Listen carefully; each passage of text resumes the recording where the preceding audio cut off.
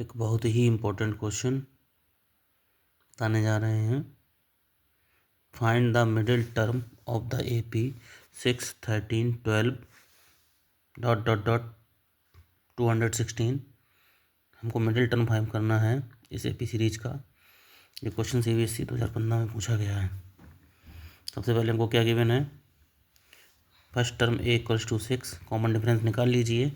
13 में से 6 गया 7, 20 में से 7, सॉरी 13 में से 6 गया 7, 20 में से 13 गया 7, तो यहाँ पे कॉमन डिफरेंस जो है वो 7 हो जाएगा। जो nth टर्म लास्ट वाला है AN इक्वल्स टू 216 गिवन है। सबसे पहले मिडिल टर्म निकालने के लिए हमें n निकालना पड़ेगा, कितने टर्म्स हैं। तो फार्मूला हमारे पास होता है जनरल टर्म का, AN equals to A plus n minus 1 into D.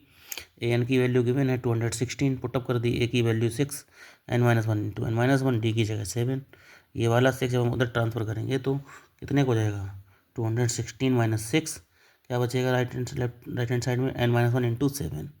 216 में से 6 गया, कितना बचेगा 210, n माइनस 1, और ये जो 7 था वो मल्टीप्लाई में था तो नीचे डिवाइड में आ गया। तो 7 3 जा 21, 30 answer. n minus 1 equals to 30। जब n माइनस 1 इक्वल्स टू 30 तो 1 को उधर ट्रांसफर किया तो n equals to 30 plus 1, n equals to 31। अब ये देखिए यहाँ पे जो n की वैल्यू आई है वो कितनी आई है, 31 आई है। कितनी आई है, 31 आई है। यानी कि ये इवन है कि ऑड। अगर ये ऑड है तो n equals to 31 odd number है, तो इसका एक फार्मूला होता है n plus 1 upon 2th term.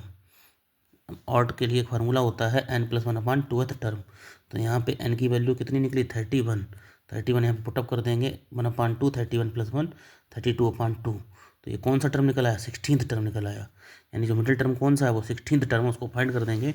A16 equals to A plus 15D।